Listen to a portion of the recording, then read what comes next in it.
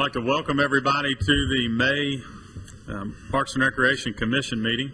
At this time, we'll call our meeting to order. And as always, our first item on the agenda will be our prayer and pledge of allegiance. And Mr. Eddie Miller has agreed to lead us in that. Eddie? Okay. Please bow your head. Heavenly Father, we thank you for the many blessings that you have given us. We ask you to help us make good decisions today as far as our community. Please help those that are flood victims in the area and help them that they may come out and help them that they may prosper out of their bad times. In Jesus' name we pray. Amen. Amen. We'll stand and say the pledge, please. I pledge allegiance to the flag of the United States of America and to the republic for which it stands, one nation, under God, indivisible, with liberty and justice for all. Thank you, Eddie. Everybody should have received their packet earlier in the week. Contained in that packet were the minutes from our April meeting. This time I'll give everybody an opportunity to review those and address any changes or corrections that need to be made. If there are none, a motion for acceptance. So moved. Second. We have a motion and a second. All in favor say aye. Aye. Opposed? Minutes are approved. Move now to new business, and as we've all seen in the packet, we've got a busy agenda today, so we'll jump right to it with item one and get Mr. Thomas Laird up here to give us the review and information on several items. Thomas, welcome. Good afternoon. Thanks for having us today. Hope everybody survived the weather this weekend. First item was last month we brought fee increases for youth football, and that was passed based on the condition that we could come back and show you some of our indirect costs to justify those fee increases. What you have in front of you is a breakdown of the budget and where we have showed our indirect costs. Field lining came to about $2,058. That's 3 fields at $98 a field. That's paint alone. About $98 worth of paint to paint a football field, and we paint those every week for 7 weeks. Also, the utilities from July to October in 2009 was $1,654.54. Water, July to October, is $317. And then additional costs is we have to train all of our scorekeepers and officials. And of course, you probably are very much aware that football is a safety-sensitive type sport, and it's extremely important that we get those officials trained, not only with the city films and the city mandatory training, but also we need to give them some basic CPR and some basic first aid type skills, how to handle situations.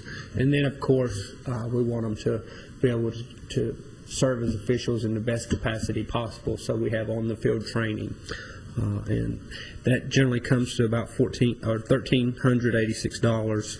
And then we put in there, we have to have additional staff to line those fields, to paint the actual fields. So we went on and added our part-time staff that we're adding additionally, and that's around $378 for painting fields for 7 weeks.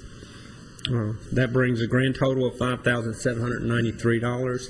I'm sure that we can probably come up with some other indirect costs, but I think that's sufficient to show that when you look at the budget as a whole, we're not making any money on football. The fee increase is justified, and we just wanted to bring this back to you as you had asked. Hey, Thomas, thanks. Next item we have is, of course, we're at these economic times, we're always looking at trying to maintain a sustainable budget and utilize our resources to the best of our ability. One way we do that is this time of year we often have to bring in sand to top dress fields to get ready for spring fling. We get 2 uses out of that. This Friday night, 5 p.m., we'll have the Barfield Beach Party. We have pure white sand that's brought in from Nashville. It's through a local vendor, but they have to ship it in out of Nashville. And yes, the sand is on its way. due to the flooding. That we're still on track for that. But we'll have a beach party for all kids here in town to come out and just enjoy the sand. We'll build a big sand castle, for example, and then we'll have sand castle building contests, music. The local baseball organization will provide food and drinks, and then we'll have multiple contests throughout the event. So those of you that aren't able to go on vacation this year or get to the beach, Murfreesboro has their own beach, and that'll be Friday night at 5 p.m.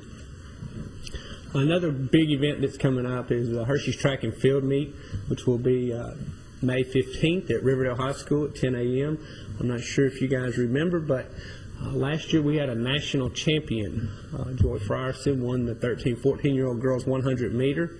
That's oftentimes labeled the fastest kid in America, so Murfreesboro is proud to have that.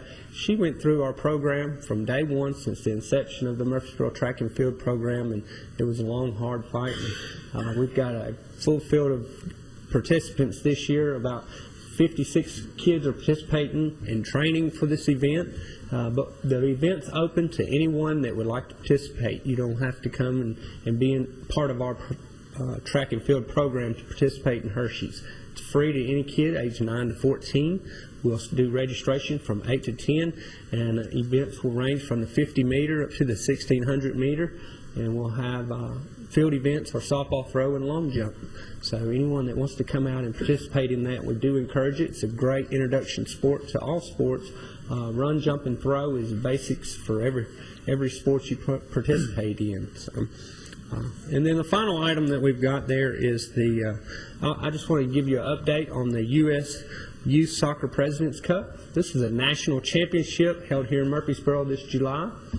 The National President's Cup is the event that gives teams an opportunity to come out and enjoy additional challenges and to participate on the highest level possible and try to obtain a national championship.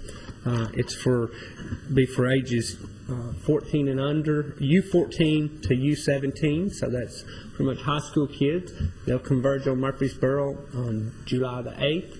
We'll have a player event for them at Patterson that Friday night on the 9th. To try to put our best foot forward and show them a good time, and before the serious soccer starts on Saturday and Sunday, and national champion will be crowned. I want to go ahead and say that the president of the National President's Cup came and visited not too long ago, and he was extremely impressed with the facilities here in Murfreesboro, not only at the soccer park but also with Patterson, and I think he said that this would be one of the nicest locations that they've ever hosted this event. So that's kudos to the commission for building the park and approval of allowing us to keep a maintenance staff out there all the time, and also to the maintenance staff that works so hard at keeping the fields looking nice and the park looking as well as it does. Are there any questions on anything that we've talked about? Just want to add just a little bit to the President's Cup. When the president of the chair of the President's Cup was here, he did speak very highly of the facility, but he also said that there would be pretty much every state in the United States represented right now. He had 38 states. Plus, it comes with a national board meeting. There'll be at least 2, if not 3, representatives coming from all 50 states into Murfreesboro, and that national board meeting will be a part of the President's Cup. So it's quite an economic impact for our community. We ask you to come out and support them. And if you can attend the event at Patterson on the 9th, I think that's right, Thomas. Right, the 9th, Friday night? Would be the 9th, Friday night. I think we start around 6 o'clock. Come out, and we're going to have probably about 2,000 people at that event. And we'll introduce teams as they come in. It'll be much like they march into the Olympics. They'll have their team flags. They'll have certain, and we'll introduce that particular team as they come in. So we want to make them feel very welcome to Murfreesboro. Of course, this is our first national event that we're hosting at Siegel Park. We're very excited about that, and we'd really like to show them our hospitality. And we want to encourage anyone that wants to, any of you commission members that want to come out and enjoy soccer during spring fling. We have a hospitality room, and we'll get you in there and get you in the air conditioning, and you can enjoy some really good soccer. Hopefully we'll have some Murfreesboro teams represented there. Great, Thomas. Anybody have any questions or comments for Thomas before we? Fantastic. Thank you. Thanks as always. Just another point, since he brought up Spring Fling. Spring Fling is the last week of May. It starts May 24th and will run through the 28th. And if we do have an if game in softball, we'll be playing on the 29th.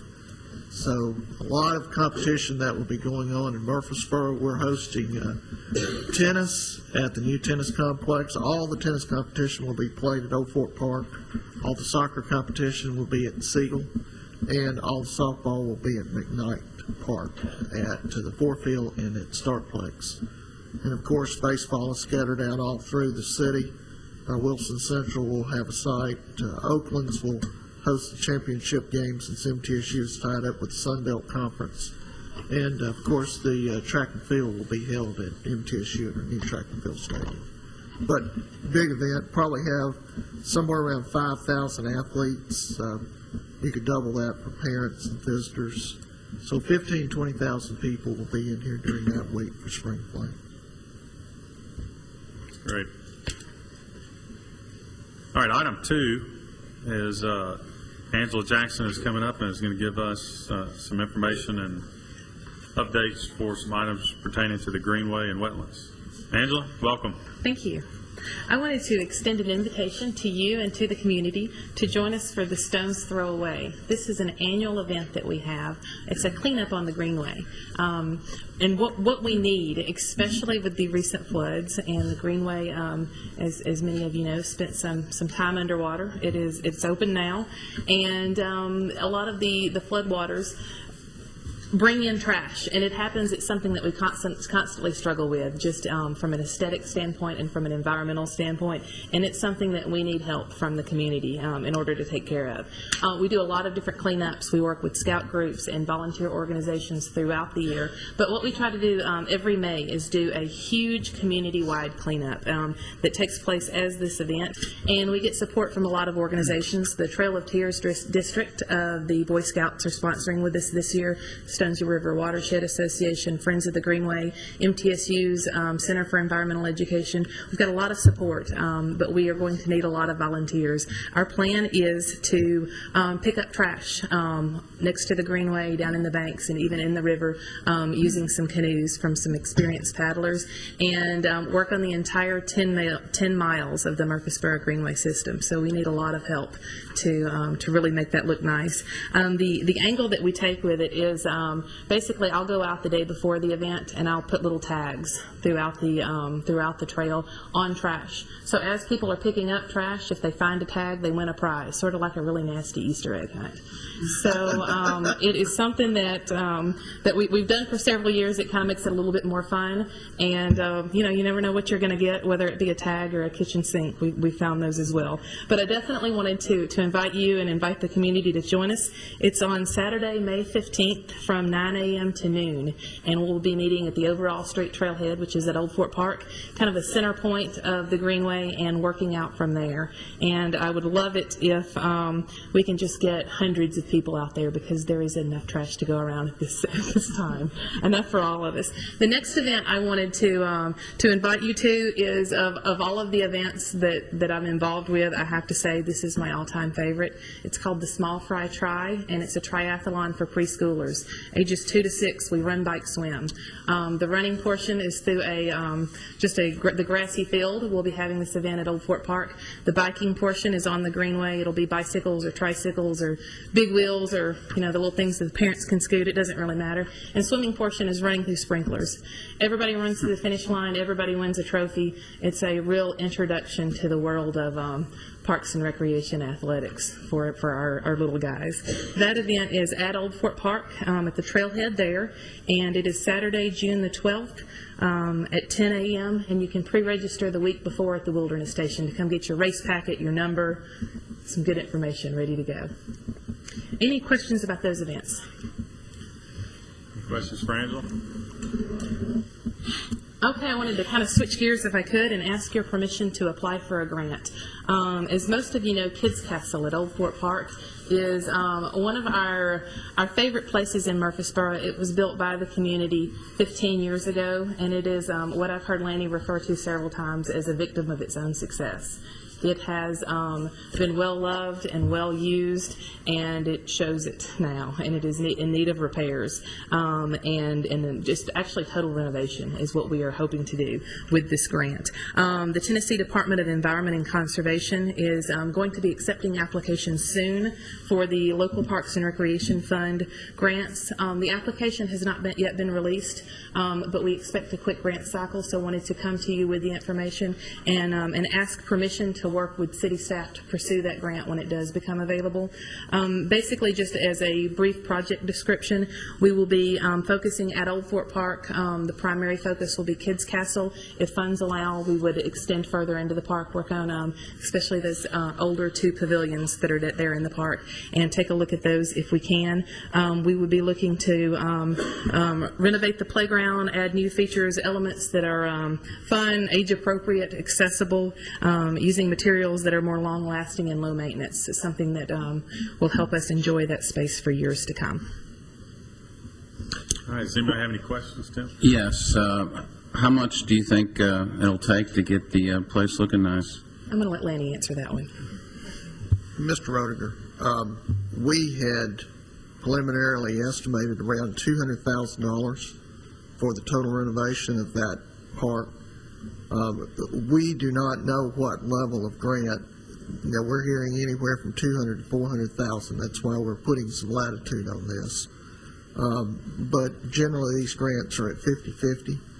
So, and it's a local Parks and Recreation grant, and that's what we're looking at. And if we can get the grant, then that's better, because we can do some things within the park with the $200,000 that we were going to allocate for the renovation, minus the grant.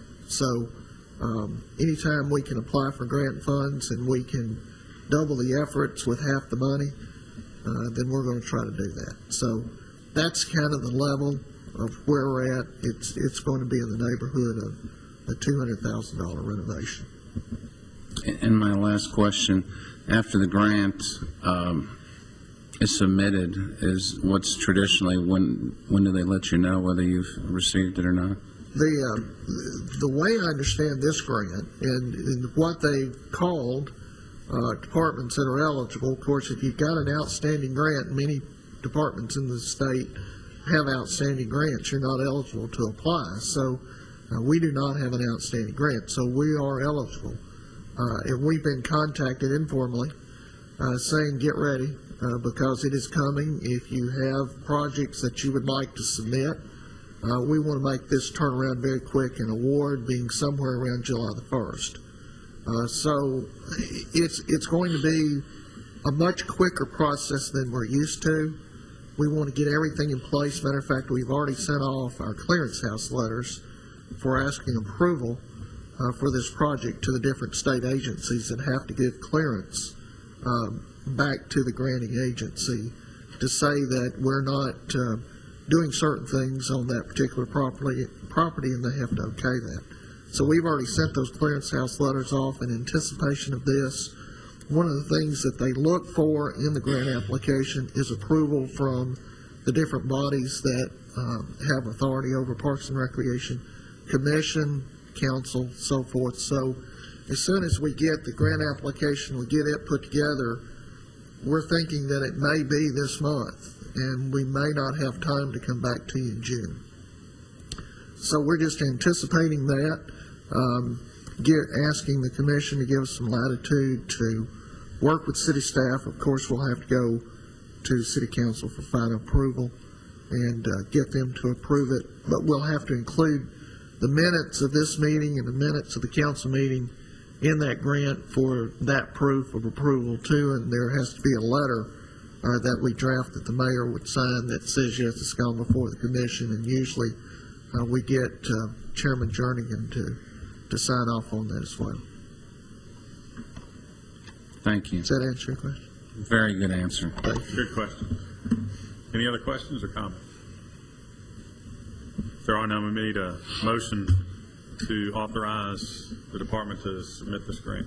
So moved. Second. All in favor, say aye. Aye. Opposed? Motion carries. Thank you. Angela, thank you. Nice work. Item 3 under new business is an aquatics update. I'm sure Nate Williams is going to come and tell us that the pool project is finished. We are in the midst of the pool project. Before I get into this, we've got a meeting tomorrow. We'll know exactly kind of where we are in this project tomorrow after a meeting with the owner from the pool contractor and also the general contractor. So we will know. We've had a few delays in some specific areas. Our preliminary indication that we're a couple weeks behind right now. So we'll do what we can to, make that schedule increase just a little bit, but they've got extra crews out I saw this morning. I'll show you some pictures here in just a second of where we are. But what I have for your consideration today is water park rentals for our Saturday and Sunday night rental prices. We're going ahead and establishing these prices for when we do have the pool. We can go ahead and rent those out on the weekends, as well as pavilion rental rates. We'd like to, like I said, go ahead and establish those so we're ready to go whenever we can. So I'll go over, if it's okay with you, I'll go over the rental fee first. This is for Saturday and Sunday nights. From 5 p.m. to 7 p.m. is typically when we rent the pool. What we're going to do is make it one big rental for the outdoor pool.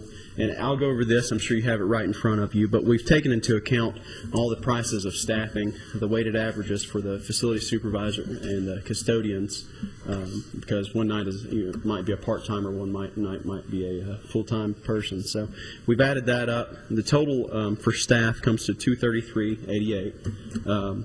Then we looked at additional utilities and additional chemicals. These numbers are figured as if the pool were not running, we would save this money from the electricity, from the lights, and then also the chemicals. And it's after a lot of division, we can decipher what it comes down to 2 additional hours. So the total additional utilities is $14. Additional chemicals is $12.50. Pavilion rental rates, it's $20 per hour for both pavilions. So you get 2 pavilions with this rental. We'll have a cap on the number of people we can have. And again, we might have additional cost if they need more than 9 lifeguards. This we'll be able to have about 225 people with this rental. If there's more people than that come to the rental, we'll have to add on $10 per hour per lifeguard. So after all of that, it brings us to $300.38, which we can say approximate value of $300. So if what I'm asking today is you approve this rental price for when we are able to rent the pool, we can go ahead and start booking those rentals. And if you want me to go ahead and I can talk about pavilions too if you want me to. Sure. Okay. What we have, we're going to rent out the pavilions during the daytime. If the pavilion is not rented out, we're going to have first come, first use availability, so people can use them if it's not rented out. But what we're proposing is $10 an hour, a minimum of 3 hours for each pavilion. And the time blocks are listed. We're going to do a 10 to 1, a 1 to 4 p.m., and a 4 p.m. to 7 p.m. rental. Again, those will be 3 hours, so $30 for the rental of that pavilion for 3 hours. So again, if it's not rented out, we will have just first come, first serve on those pavilions. Something different with this is that when the people rent these pavilions, they'll still have to pay to enter the water park. That's the reason we dropped the price of the pavilion rental just a little bit compared to our other pavilions around town, but they will still have to pay to enter the park. But that just guarantees a spot in the shade for their lunch or their little birthday party or whatever they'd like to do. So I'd be happy to answer any questions you might have. Anybody have any questions of Nate regarding this policy? So if I wanted to have a birthday party, it's going to cost me $300 for 2 hours. That's what I'm understanding that? $150 an hour, yes, for the whole outdoor pool, including 2 pavilions. And the cost is increased a lot because we have to have 9 lifeguards to staff the pool. Just for all the features to be working, it'll take 9 lifeguards, yes. I know your numbers are right on, but I just can't picture too many families paying $300 for a couple hours. I'd like to see what your opinion is of this. when the season's done, see how many times it was rented? Sure. We'll be happy to bring those numbers if this gets approved. You know, what this is geared for, we have the Sportscom indoor pool that rents for $40 an hour, and then we have over at Patterson, the pool rents for $70 an hour. So we have some different offerings for families. This pool, this rental space will be geared more towards church groups, any type of school groups, more like a bigger rental. Like I said, you can have 225 people with this rental. So again, it will be geared more towards the larger groups and not necessarily a family birthday party. That makes sense. But we will have, you know, something that Bart, Fight, and I have talked a lot about is families who want to go together. You get 3 families, rent the whole pool for 2 hours. You know, it's not that bad. But again, this will have 225 people. It's a lot of people, and the cost has increased just because it takes a lot of lifeguards to. Mr. Roediger, if I could, we've spent a lot of time talking about this, and really what we're going to encourage for birthday parties is to book your birthday party during the operating hours, where you can come in and pay the $2 or $3 to get into the facility, and then have the pavilion for yourself, where you can have your cake and presents and so forth.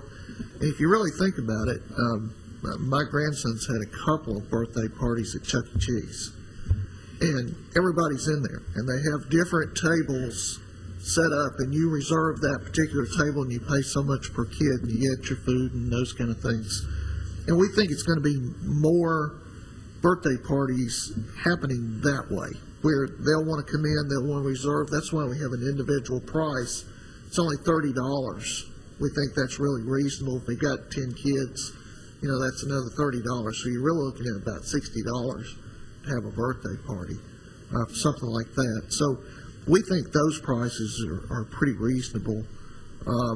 So that's been part of the discussion, and we really think that's really the way that, because the facility's going to be so big, that you're going to have different play areas for different age groups, and you know the kids are going to kind of disperse. And if you're having a birthday party for, you know, 6-year-olds, then they're going to be in one particular section. I'm sure mom and dad's going to be watching those to do that. And we really think it's going to work pretty well, but we're kind of like you. We're not exactly sure this is the exact medicine for this, but at the end of the discussion, we think that that's probably the best at this particular point. And yes, we do want to monitor it and see how that goes, but we really think the $300 rental will be more churches, corporate folks, large groups, those kind of things. And that's generally what we see in after hours. We don't, at Patterson we see a lot of individual birthday parties, but here we think we'll have a lot of individual birthday parties because we are open till 7 through that operating time. Any other questions or comments? You think we could throw Bart in for this, kind of dress up like Chuck E. Cheese, run by the pavilion? Yeah, we've got a big, you know, polar bear outfit. Maybe we could put him in that or something. That could be our pool christening right there. We've had A lot of comments I could make about that. We've had a lot of interest Poor from Bart, he's not even here to defend himself. We've had a lot of interest from the public, and a lot of the people who are calling are the church groups, and some small businesses are calling and asking about, you know, they want to have a company summer kickoff, something. You know, I think there will be a high demand for the outdoor pool at this rate. I think it's a good starting point, and like Tim said, I mean, we can revisit it at the end of the Yeah, first I'll be happy at the end of the season summer. and see how it Keep goes. track of even the pavilion rental rates and everything, and you know, we want to make sure it's the most fair price. And I think it's a good start. Okay, if there are no more questions or comments, we need a motion for acceptance of these two fee policies. I move to approve. Second. We have a motion and a second. All in favor, say aye. Aye. Opposed? It's approved. Nate, thanks. Now you can give us your update on the progress. yeah, I'm going to real quick. I'll just show you a few pictures of things that have changed. This was actually just a couple of hours ago at Sportscom. This is what they're working on now. You're looking at the recreational part of the pool. The two columns that are sticking up will be the columns for our balance walk that'll go across part of the recreational side of the pool. So we've made progress. Last time since we've met, we have gotten concrete throughout the whole pool. Pretty much all of the concrete work is done besides the deck, and that's something they'll be working on very soon. The next picture is the relay pits. This is something that actually held us up just a little bit, waiting on the hatches for those relay pits. Right there, it will be underground, but that's in the concessions area. You won't actually see that when the pool is complete. So those are complete. They're ready to go. Right now, you're looking at the entrance of the Sportscom outdoor pool. They're pouring all of the concrete for the entrance so we can get started on the turnstiles and installation of new gates and fencing for all the new equipment that we're going to get. So next, this is all the equipment that they're installing. They're currently putting everything in the pump room. These are our new I didn't realize McDonald's cups were part of the. Yeah, I know. I saw that picture. I thought I should have cleaned that up. These are new strainers for the outdoor pool. And like I said, it's going to be a lot of new equipment. It's going to look great in there. These are new filters that barely fit. They're very large. It was interesting watching them put them in there. But again, this is the whole pool where it stands as, again, a couple hours ago. We're waiting on new equipment that should be delivered here in the next 2 weeks. So they're going to start installing all the play structures and slides. So right now, a work in progress. We're working on the pump room equipment installation. Like I said, they brought in 2 extra crews, the pool contractor has. We're working on the patio. They're preparing the concrete, or preparing to pour the concrete on our pour number 1, which is on the memorial side of the pool. That should happen next week. Outdoor storage area, they're preparing the surface for concrete. And then the gutter installation is in the last phase, which is a crucial part of it. Then they can start grouting and then plastering once the rest of the equipment arrives. And then they're backfilling all of the lines. Fortunately, we were able to get all the lines in really before the rain came, so that didn't delay us any at all. So right now they're backfilling everything. And that's it. So I'd be happy to answer any questions for you, or if you think any of the general population would have any questions they'd like answered. Like I said, we are moving. They're bringing in extra crews daily, and they're staying very busy, and we'll have some more answers about timeline tomorrow after we meet. Questions for Nate regarding the project? Looks like great progress. Yeah, we're real excited about it. It's going to be a great pool, and we'll be able to have some people swimming here before too long. So, doing a great job. Thank you. Nate. Item 4 under new business is a consideration of the Patterson's Adult Outdoor Soccer League and as the fees that are associated with that. Bill, welcome. I came to, obviously propose a fee increase per team for our outdoor. It's 8v8, 8 versus 8 adult soccer league, from $60 to $100. When we first started the league, it was basically officiated by a part-time employee. And since then, we've grown in numbers where we can have a sustainable league. And we switched that from a part-time employee to a paid official, which is $18.50, and that's pretty much across the board for most of our officials. But in order to do that without taking a loss, we need to go up from 60 to 100, and I've included the cost breakdown. That's got all that included. This is based on an 8-team league playing 7 weeks in a regular season and playing a single elimination tournament at the end of the season.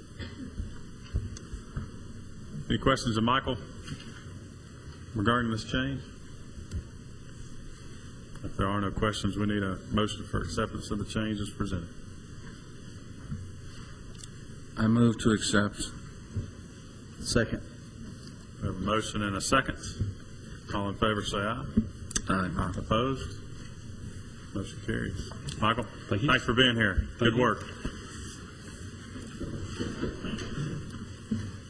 Item 5, Becky Johnson's going to come up and give us an update on the summer camps. Becky, welcome. Hi, good afternoon, everyone. I'm here to talk about our summer camps, our wonderful summer camp programs that we still have available. There are a few that are closed, but I'm going to talk about the ones that we do have space, especially for those who are still needing to make arrangements for their children for this summer, because summer is coming fast. We have our MPRD Summer Sports Camp. There your child will participate in different sports each day, such as basketball, dodgeball, flag football, ragball, and swimming, just to name a few. All sports will be organized and supervised by the trained athletic staff, and it's located at Sportscom for boys and girls ages 8 through 14. We have Heritage Camp Week 1, where campers will put themselves in the place of the early settlers of Tennessee, experiencing some of their crafts, chores, hearthstone cooking, and daily lives, and that's for ages 8 to 10 at Cannonsburg Village. Then we also have Heritage Camp Week 2, where campers will put themselves once again in the place of early settlers in Tennessee, experiencing the way they had lived. And that one, Week 2, is for ages 11 through 14 at Cannonsburg Village. We also have Nature Camp, where you can catch a crawdad, hike a trail, watch a heron, wander along a creek bank, fly a kite, touch a snake, examine an insect, investigate an animal track, explore the woods, plant a native flower, make new friends. And that is for ages 6 through 8. And those locations vary. We also have Theater Camp Filmmaking, which I know Terry Womack spoke about, I believe, last meeting. That's for those who are interested in making movies, short films, and videos. There will be several guests throughout the camp who have careers in the film business. They will work to teach about writing, directing, tech support, production, filming, and editing. And that is for ages 10 to 17.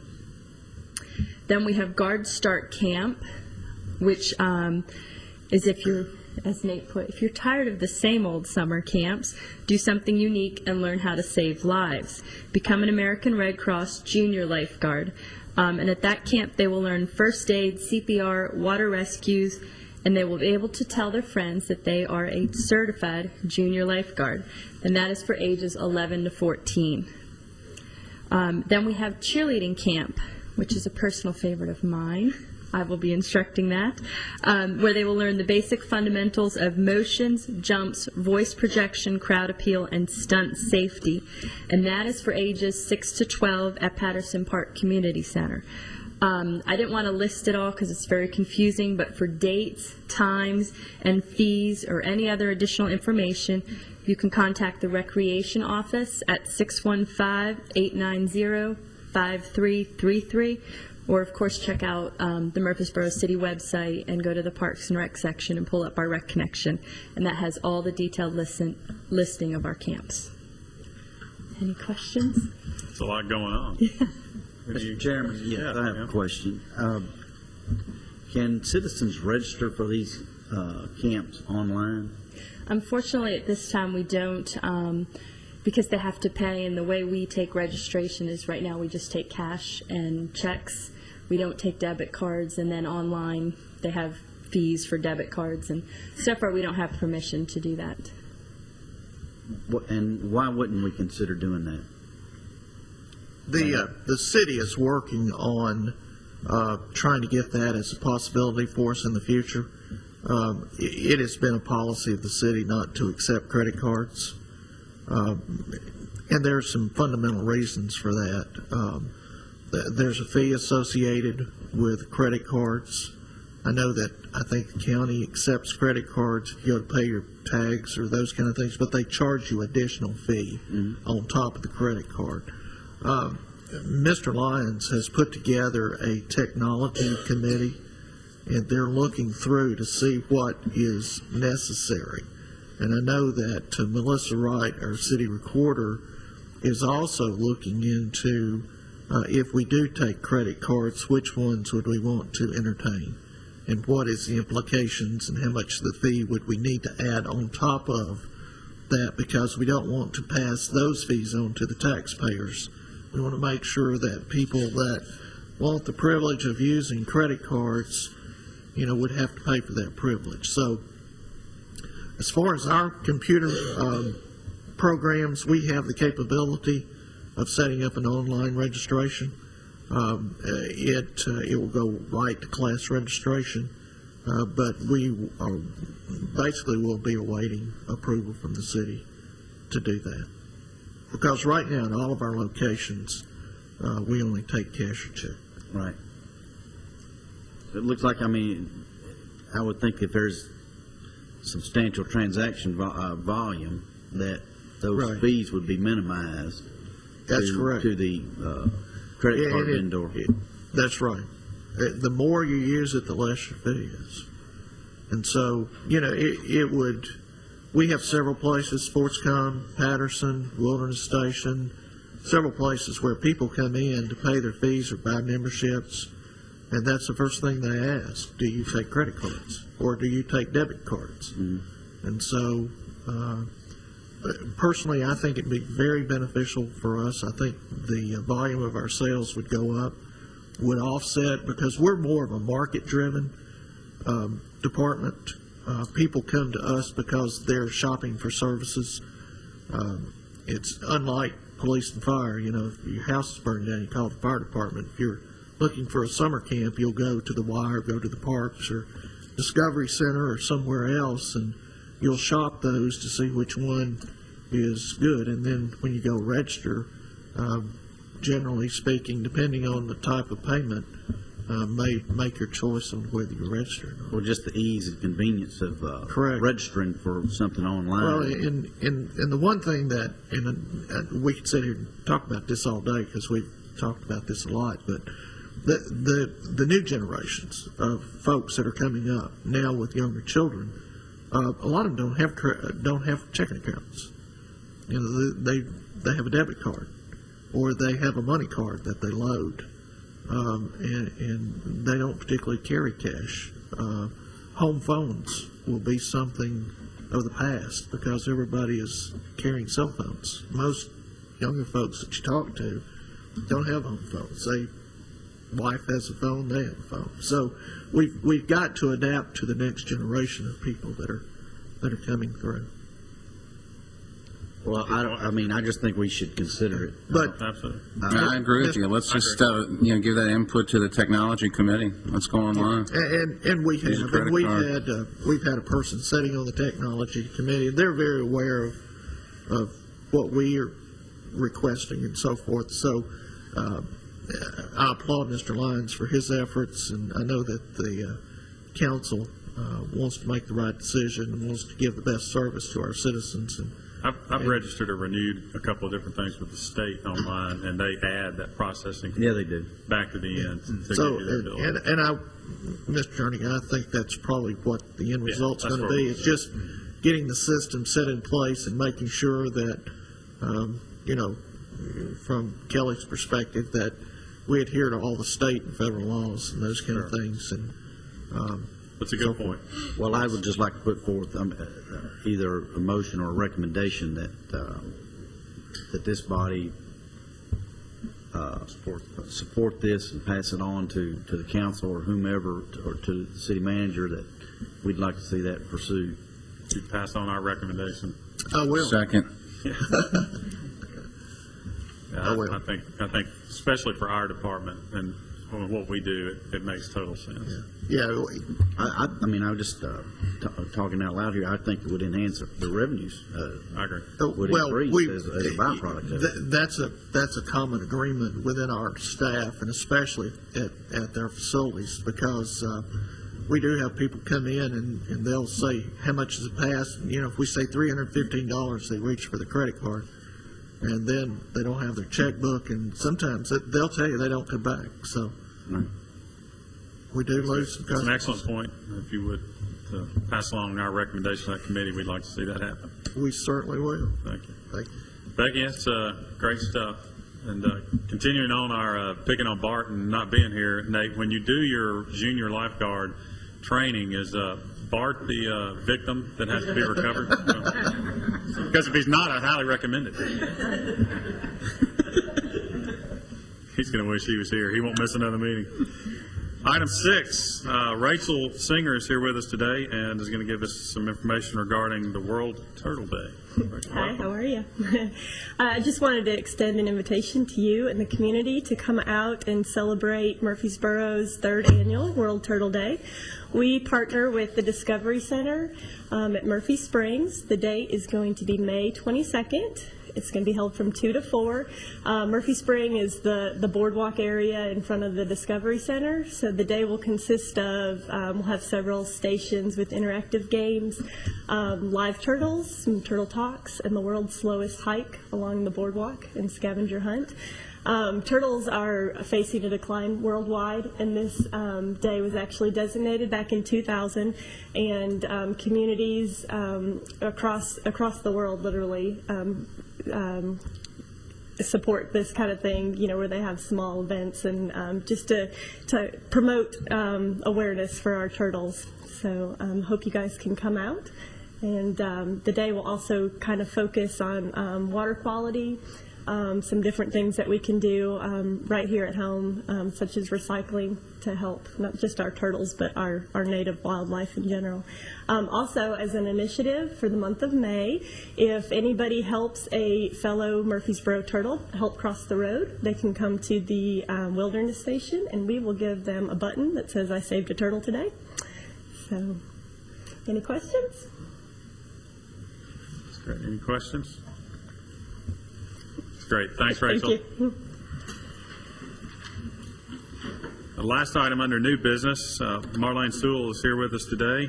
She's going to give us an update and information regarding the July 4th celebration. Marlene, welcome. Yes, I'm going to do that, but I have a few things I'd like to let you know about first. First, of course, is that Movies Under the Stars starts June 7th, goes through July 31st, and by Monday, we will have that list that we can present to everybody.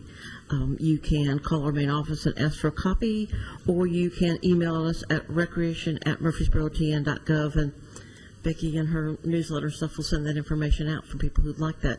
We can't, of course, publish it on TV or on the radio or all, but we can, send anybody who wants the list, we can do that. Some of the other things we have going on is Saturday is the Jazz Fest, and we will have a booth there. I'm not exactly sure where, but we'll be there from 11 to 6 at Kids Alley with information about the Parks and Recreation Department. We'll have some games and some crafts to do for the kids and their parents. On Sunday, May 16th is Sunday Fun from 2 to 4 at Old Fort Park, and we're going to be Messy Marvins and Mabels again. One of the things that I think I'm going to do again that I did last month was we did fake wounds. The kids really loved it. That, and there was one parent who took a picture of his son's arm that he had helped do and sent it to his wife, who was with the sleeping baby in the car, just so she wouldn't miss it. And then back to the seniors. They're a really happening group, very active for anybody who thinks they're not. Every Wednesday afternoon at the Senior Center, I do a program called Bead Buddies and Loomy Birds, and you can pretty much bring whatever you're working on craft-wise, and we all kind of help each other out and talk and take pictures and wow and, that kind of thing. And it's from 1:30 to 3:30 on Wednesdays at the Senior Center.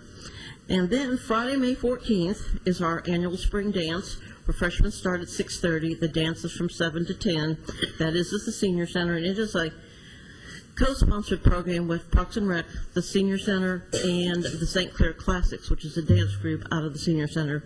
There is a $5 admission fee that the Classics charge, and they use that to pay for the band.